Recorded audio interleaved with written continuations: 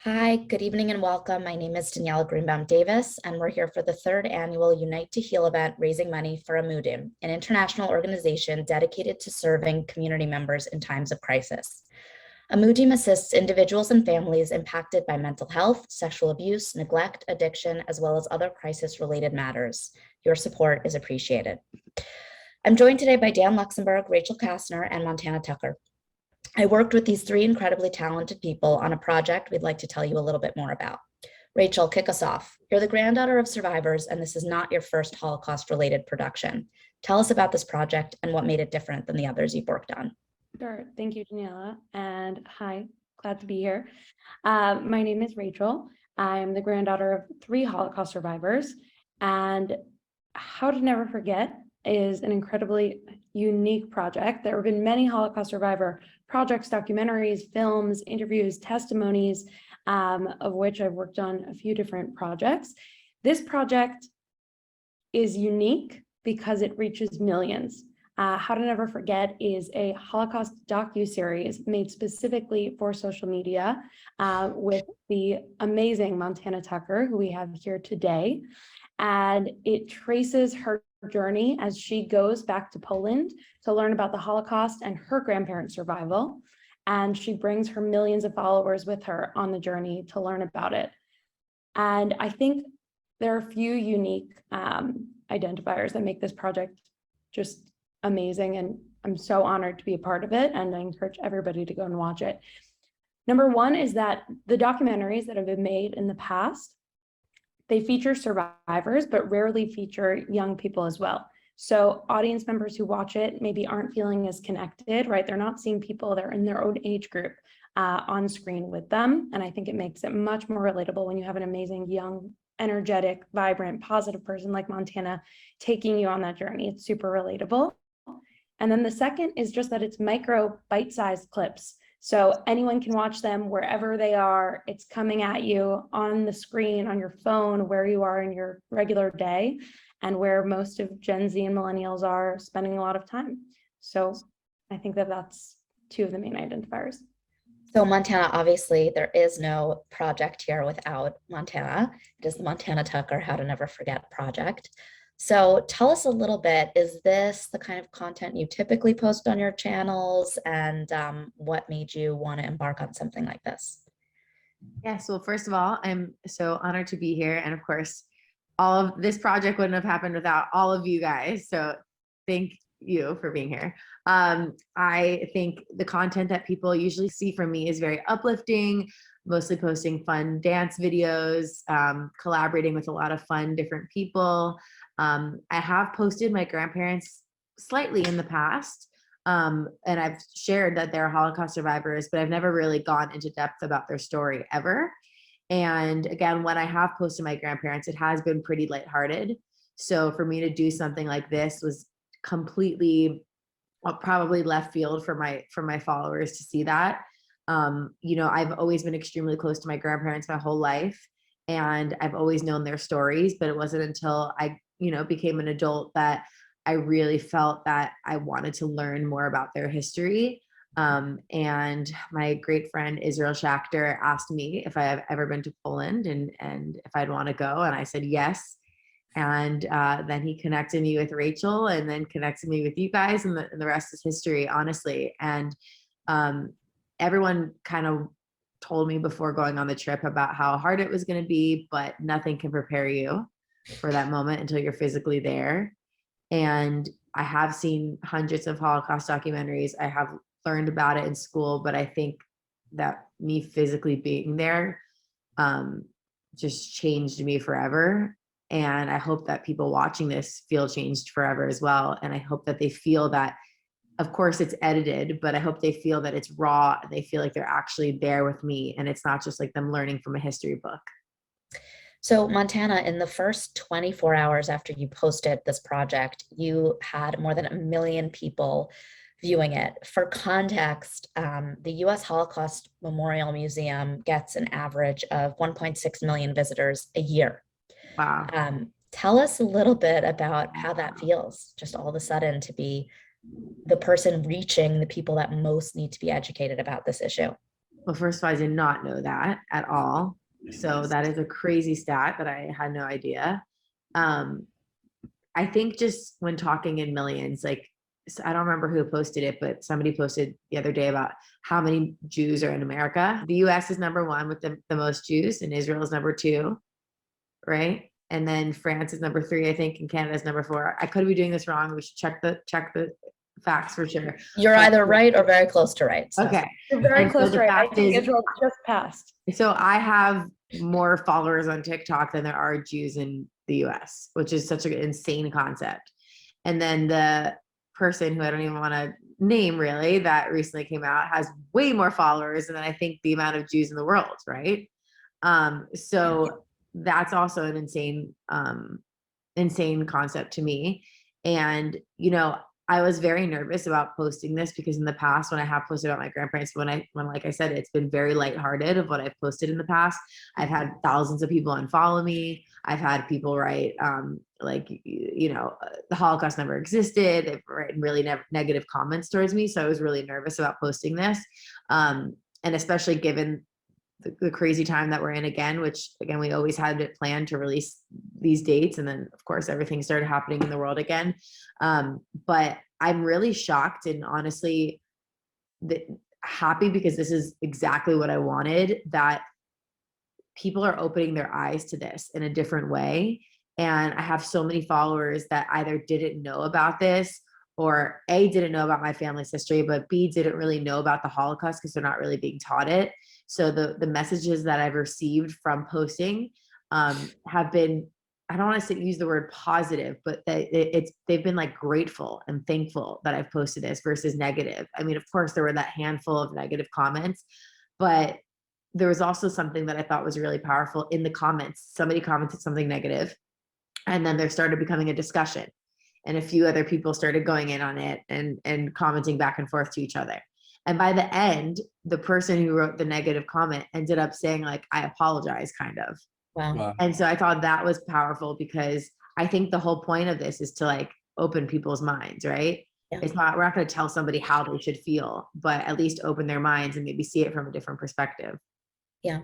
So Dan, unlike Rachel, Montana, and myself, you are the one person on this call that is not the grandchild of survivors, which I think makes your involvement in a project like this all the more important and all the more inspirational, because it's very obvious, it's very easy to see where the passion for the three of us comes from, right? We grew up on these stories. We feel this familial and national obligation to retelling them.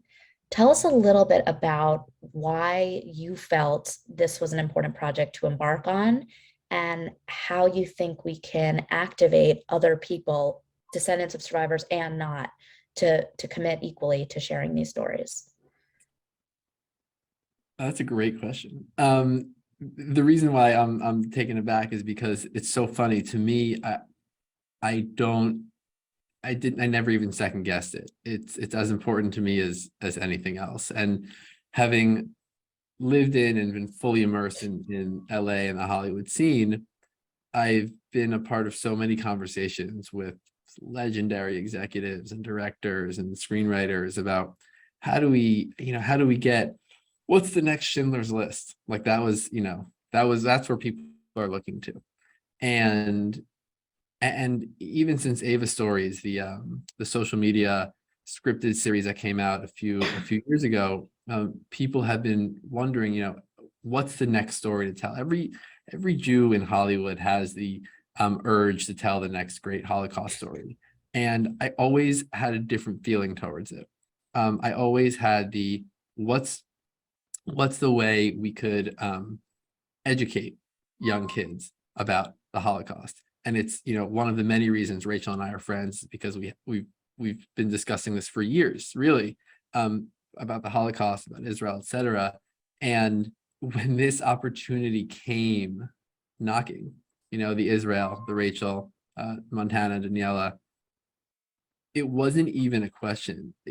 Soul Shop, bit of background, we are a faith-driven studio reaching young and diverse audiences of faith.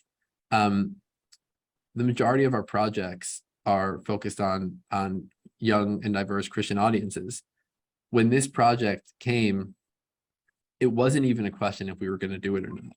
It was, how can we make this the best possible vertical short form doc series that has ever been distributed across social media? And amongst the plethora of positive feedback that we've all gotten, one of the most the only comment that actually made me speechless, and for those of you that know me, mainly Rachel probably the most, I'm never rendered speechless. But so for someone to say that this project has changed the future of Holocaust education, period, touched me in a way that I never thought I could be touched, outside of like my son being born. The Holocaust for someone who isn't a grandchild of survivors is, I can speak for myself, at least personally, there's no greater awareness campaign I want to be a part of. If I can articulate it through the lens of like a for-profit venture, this is the most important campaign to raise awareness for, and I'll never stop trying to innovate and disrupt and educate. And my wife pointed this out to me, even though I knew it, but I don't think anyone had articulated it. The fact that Montana is basically doing a 1 week takeover of her channels is so important, and we all need to take 1 second to like applause, or however anyone's watching. Montana, really, you're a hero. I'm not even kidding. And so I'm so eternally grateful for what you're doing for this project. So one of the things that I think is really important to break apart, and kind of exactly what you raised, Dan, in terms of audience segmentation is as follows. So one of my many hats before producing in the Jewish space was working at The View on ABC. And one of the reason that politicians in particular are so eager to come on shows like The View is that they know the audience they're reaching is the audience that they actually have the potential to sway, right? You're talking to primarily women that are home at 11 a.m. watching TV. These are not, crazy political pundits who are already decided on every issue. These are people that are actually open to changing their mind. When I think about the Montana Project and why her audience is so important here, I think about this statistic in particular, and there are unfortunately a lot to choose from, but this is the one that really sticks with me. According to the Claims Conference, 20% of millennials and Gen Z in New York think that Jews caused the Holocaust. Now, we can talk about the number of Americans that don't know the word Auschwitz, that don't know how many people were killed in the Holocaust, that can't name a single concentration camp. And those are all astounding statistics on their own. But the idea that you could have 20% of an age group walking around thinking that Jews themselves caused the Holocaust tells me we need to focus our efforts on that population.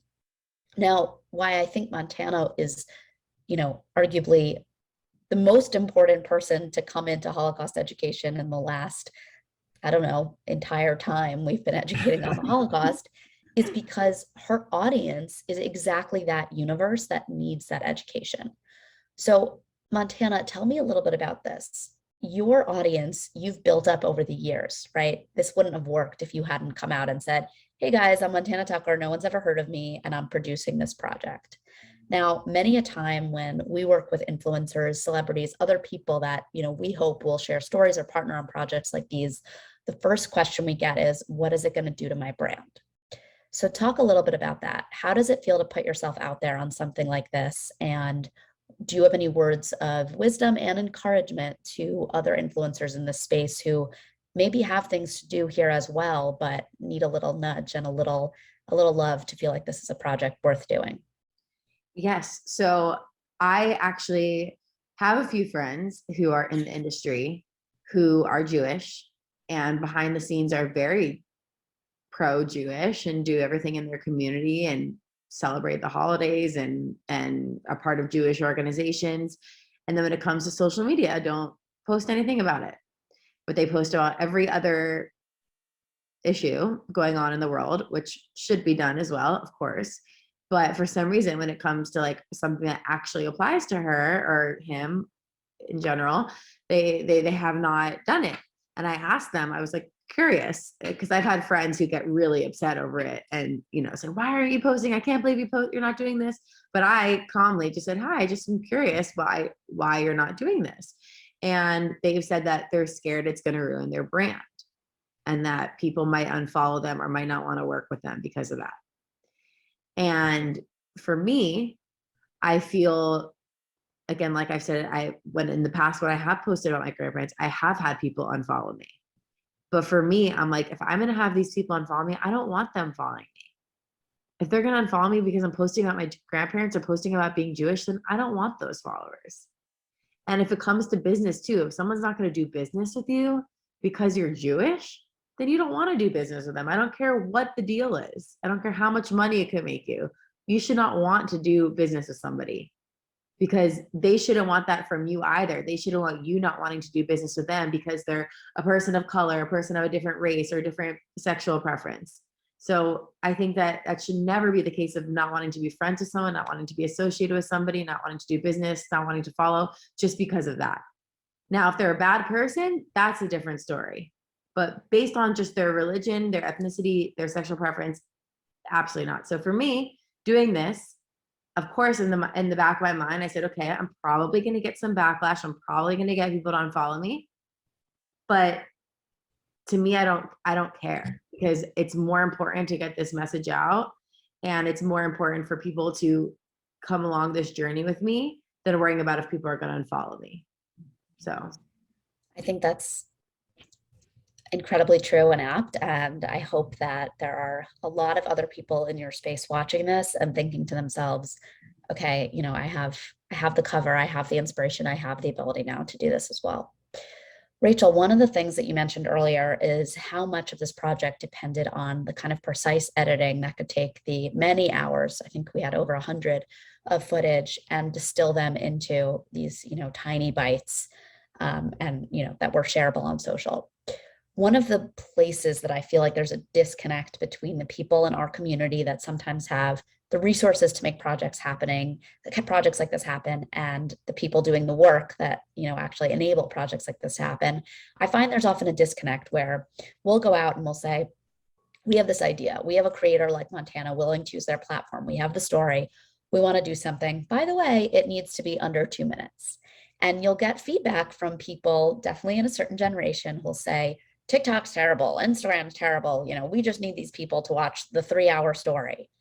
How do you respond to that? And how do we go out there and convince the generation of people that is empowered to make more projects like this happen, that TikTok and Instagram are tools to be used, not, you know, necessarily industries that are ripe for disruption in our space?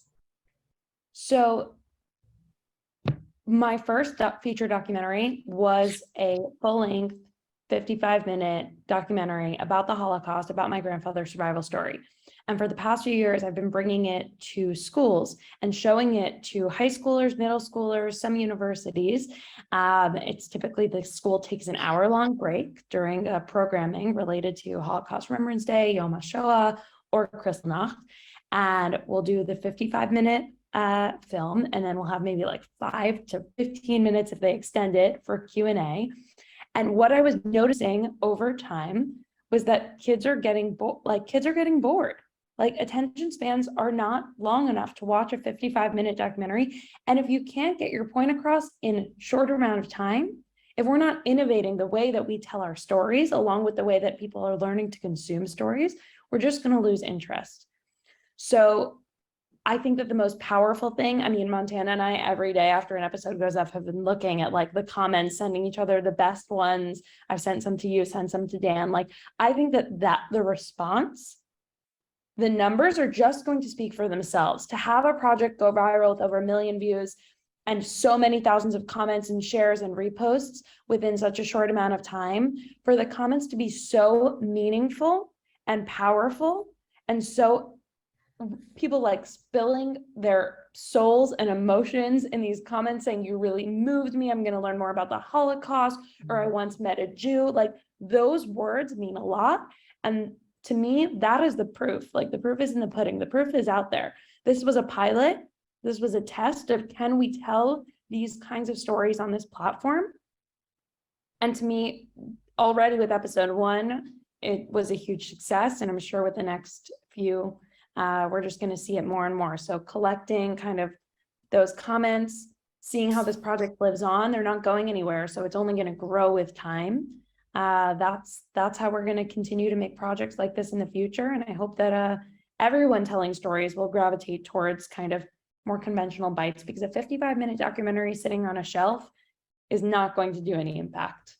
Just to piggyback off of that for just a moment, because Rachel's spot on. The message to get across to those folks, Daniella, is those 3-hour PBS documentaries shouldn't go anywhere. They're actually great once you whet your appetite, right?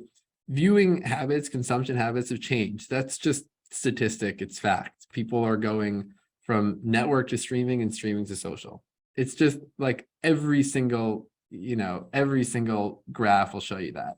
And for the folks that are not taking short form content, social distribution channels, folks like Montana, seriously, they're doing a disservice, because for the 1,400 people, they're going to watch their documentary, but they can pat themselves on the back because they made a nice 3-hour documentary.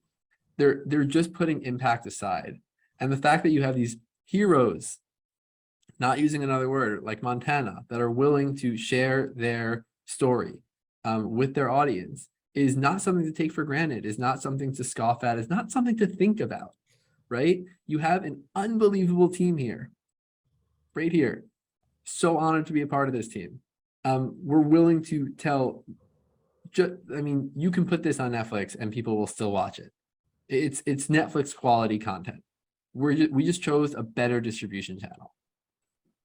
Now, Montana, some people go to the camps once and it's more than enough for a lifetime. Zach, who viewers will see in future episodes, has been there, I don't know, well over 100 times, I would guess, which is an incredible undertaking in and of itself. I'm not sure emotionally I could handle that. My question to you is, would you ever go back? Do you think, seeing the success of this project, you would want to yourself become the educator who brings people from your industry back, who shows them the experience for the first time, who sees other people being hit with that experience for the first time? Or is your position on this as mine is, by the way? So very much okay if it is. I've been there. I'm not sure I can handle it again. And, I have the video now, so we can go back. That's a crazy question, because no one's asked me that yet. But it's interesting because being there, there was so much other footage that we didn't get to fit into these 10 episodes from me going to Auschwitz, because the whole trip was, for sure leading up to Auschwitz. And obviously, knowing my grandma's stories so exact and like standing in those exact spots, it was extremely hard. And Zach is an angel on earth. Literally, he's just, unreal. We still talk all the time on WhatsApp. He's the best. But I asked him how many trips he's gone on since going with me. I think he said 4 more trips, and we got back not that long ago, 3 or 4 more trips he's been on with different groups of people. So that being said, it being, the hardest experience in my life, if there was an opportunity to go back, or if it would influence people to go back, if that was the reason why people would want to go, if I would be there with them, then I would do it. If that's the reason why people would want to go see it and to experience it with them, because if that means that more people are going to experience it and know it, then yes, absolutely. But again, it was extremely hard. But I think now, after going, I think I know maybe how to prepare myself a bit more after physically being there, versus before I just heard the stories and I didn't actually physically go there. So yeah. So So can I maybe share, Daniella, a unique Please. moment from on set that Montana just reminded me of? Please. So we actually had a full production crew with us, with Montana and myself and her mom on set. Everyone except for Montana, myself, her mom, and Zach were not Jewish and had never been. Some had little knowledge of the Holocaust, some had more. But obviously nothing from what you hear before prepares you to be in Auschwitz. And we went to Auschwitz on our last day of production. And there are a few different places within Auschwitz that really, really stand out. One is a specific part that feels more like a museum. It's an open air museum, right? You're walking around the actual barracks, the actual areas, where Montana's grandmother was, where my grandfather was, where so many other Jews were. And there are many places that you can go that stand out when you're looking through the book of names to find your family members, or when you're walking through the barracks or the bathrooms. There's one area that really feels like a museum that has several rooms filled with artifacts. So one room has specifically glasses, like the million, maybe thousands and thousands and hundreds of thousands of glasses that were stolen from those who came into the camp. Another has the suitcases, another has the hair of the men and women that were shaved. And that building is unlike any other place on earth. It's really, really, really, really, really difficult to walk through that building. I've been there twice now shooting, and a few other times. And I felt almost like I was a little numb walking through it. And when we walked out of the building, Montana was with her mom walking ahead. I was already walking with Zach to the next location. I turned around and I saw our crew like taking a break. Like they were all separated, standing like 5 feet away from each other, facing outwards outside of the camp. And I like called them over. I thought that they were just giving us a minute. And when they turned around, they just were all crying. Each one of them was completely red in the face, crying one after another. And I realized in that moment, like I thought they were giving maybe me and Montana and Zach a moment, but they were taking a moment because it was so impactful. And obviously that is like a place that really like drives home like really the horrors of what happened there. And it was so special to make that project with a team of survivors, Jews, and also non-Jews who are learning about the Holocaust in depth for the first time, when most of their projects are nothing about this topic. And I think like not everybody's going to get to go there in person and have the experience that crew did, but the millions of people watching on Montana's channel will now get to even get a taste of it. And I just think that story is like stands out to me as one of the most impactful moments of that whole production. Yeah. Look, I think something else that we haven't gotten into yet is where responsibility comes in. And I think to your point about bringing in non-Jews into telling this conversation, this story, it's a huge part of it. You know, everyone on this call is under 30. And we all talk about we're the last generation and the survivors are dying out and this is your last chance. But now that's really true. I'm working on a separate project right now, and it's been really, really difficult to source a certain number of survivors that are able to speak both lucidly, that are physically able to get to a studio and that, you know, have enough memories of their story to share.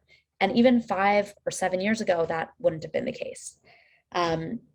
So I think we're coming into a different part of this conversation, which is we really are at that point now where the mantle has to be passed, where survivors are not really able, at least going forward, going to be able to be the ones sharing their stories. So Rachel, Dan, Montana, really, this goes out to anyone.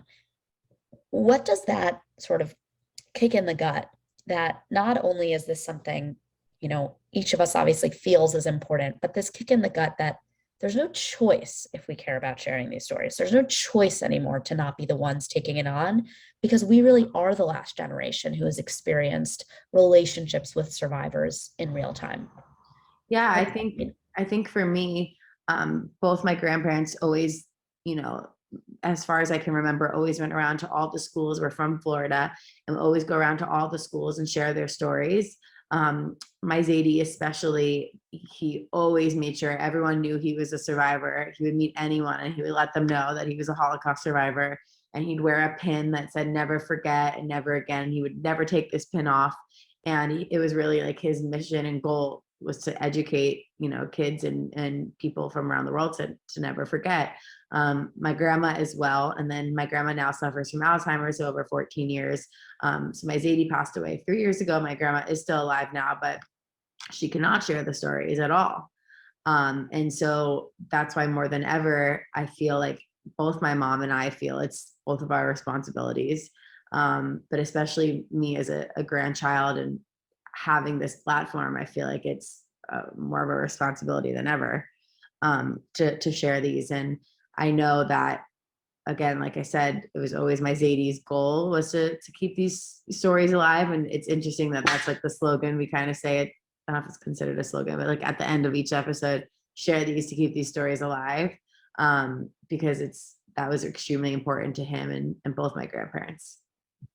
I think that really hits the nail on the head. Like we mentioned earlier, I'm not the grandson of any survivors. But being in these conversations with folks that work at all these organizations that are trying to teach younger generations about the Holocaust, either how to equip them to continue educating their friends or how to just educate either young Jews, young non-Jews, etc. We don't have time. We don't have time to waste. We don't have time to argue about whether or not social media is an effective tool. It is. Kids aren't going to sit in movie theaters. They're not seeking Holocaust-related content on the traditional streaming platforms. But folks that aren't looking for Holocaust-related content follow Montana. And so that she's posting it and giving, and I'm a new parent, relatively new. I have to give my kid medicine when he doesn't want it. And that's kind of it. We're just dressing up the medicine to taste really good, because the content's really good, unbelievable storytelling. And it's this sense of we are the last generation. We don't have time to waste. We have to continue innovating, telling the story, being on the front lines, penetrating news feeds with content that is true, with content that is effective, and with content that can educate everybody.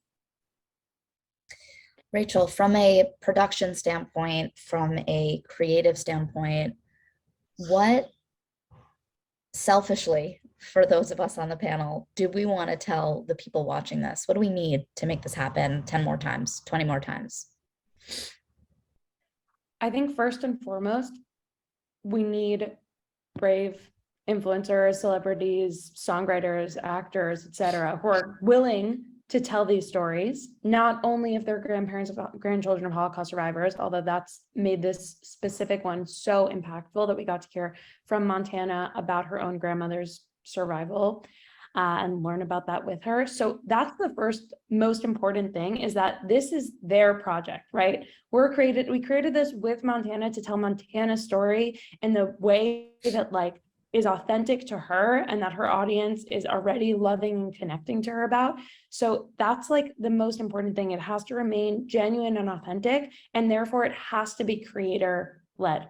That's the most important thing, right? It's really easy to try to turn it into something that it's not, a documentary or branding or whatever we see out there. We see lots of content out there that's aligned, that's trying to tell the Jewish story, the Holocaust story, etc. But if it's branded as a big Jewish organization and it's not being created for a content creator's platform, they'll smell it, right? People love Montana because she's authentic and genuine and inspiring. And so that was something that Dan and I worked really hard on in the editing creative process, was to make sure that it was edited, but it still felt like Montana, right? It still feels like Montana is telling the story, not anyone else is telling it for her and placed her here and told her what to say. And it really wasn't. It's the most genuine. We went there with a plan of where to go and wanting to tell the story of the journey, but we told exactly as it happened. So keeping it as genuine as possible. And the second is completely leaning into the platform, right? Again, we can't make a documentary and then cut it into short slices for TikTok. That wouldn't have worked. This is working because we built it based on what we know is true, which is that there are certain types of content that do really, really well on Instagram and TikTok. And we're going to lean into that. So even in coming up with a title, Dan and I were like, we have to come up with something. And the title totally came from Dan. Like, we had to come up with something that sounded like a TikTok trend. So we were like spitballing there. And even I'm not a huge TikToker, right? So like, and that's where Dan beats me in the Gen Z game. So I'm obsessed with TikTok. so like, once we came up with a title that really felt like that, then it was also about the creative. So like, as I was coming up with creative with our editors, it was like, how do we make sure that it looks like any other TikTok when you're scrolling, right? So that it doesn't, I don't want to pass over it. It looks exactly like something else that I might watch on Mantiana's feed or in my feed. So like every single detail was planned. And I think that like the last piece is like, trust creators and trust young people, right? Like the fact that we're all under 30, we're the ones that are making this, like we're the ones that know the platforms. We're the ones that have been waiting to tell stories like this in this medium. And like, we're gonna do it, right? Because we have that kick in the gut and that responsibility to do so. Look, I think one of the reasons that we on the production side were so excited to work with you is you bring the proof of concept, you bring the deliverables, you bring the ROI before the project starts, right? We see how your videos do, we see the engagement you have, we see the respect your followers have for you. And so the ability to work with someone, with your audience, with your platform, who genuinely has this story, this connection, and wants to use it for good to share it, is already kind of makes our job very easy, right? We didn't really have to do very much. I think what's been so heartening for us to see is you can see the ROI. It's tangible. You can see the number of people. Again, like 1.6 million people visit the Holocaust Museum a year. 1 million people watched your first episode in its first 24 hours. Then you talk about reaching beyond that audience. You know, Good Morning America was so excited to have you on, and your conversation with them, I thought, was so important because it bridges the gap. It shows people that using TikTok as a platform primarily is important because it reaches the young Gen Z and also like the weird interstitial space between Gen Alpha and Gen Z. But it also has the ability to then translate to this more mainstream older audience. It's resonant with people. Obviously your bite on GMA, you know, really made it go viral on a whole different level. So to close us off, I just want to say a huge thank you to you and to ask you, going back when you first agreed to do this project, when you first kind of iterated and created it in your head, has it turned out the way you expected? And what would you say to yourself about a year ago, if you could, about what this experience would be like? Well, first of all, thank you for saying all of that. I think, again, I've always, like I said, I've always been so close to my grandparents and known that I had to like do something. I don't think I knew in the capacity of what it would come to. And I think, again, we had so many conversations, like a year ago about us going and about us doing this. So for it to finally happen, and even after getting the edits, I mean, I've watched it a million times. I still cry every single time and over every single episode. And I have watched it literally a million times. But to see other people have that same reaction from it is, I think, what's most special about it, because of course I can feel it because it's my story and my family. But for other people who either are Jewish, to be so grateful about this, but again, for people who are not Jewish, who genuinely have zero attachment to this project whatsoever, for them to have these reactions, I think is just so incredible. And I think that's kind of the point of this all. It's, yes, this is for the Jewish people, absolutely, but this is also for everyone, so that this can never, that everyone can never allow this to happen again. For the Jewish people, yes, but also for every other ethnicity as well, and race and religion. And so this is something that is shown, because again, the Holocaust, this is something that I definitely want to add, because I feel like I haven't shared this as much, wasn't just the Jewish people. If you were a person of color, if you were a person, like if you were just someone that was different than what the Nazis imagined, you were also a part of this. So that's something that needs to also be shared. And I feel like we didn't really share that enough.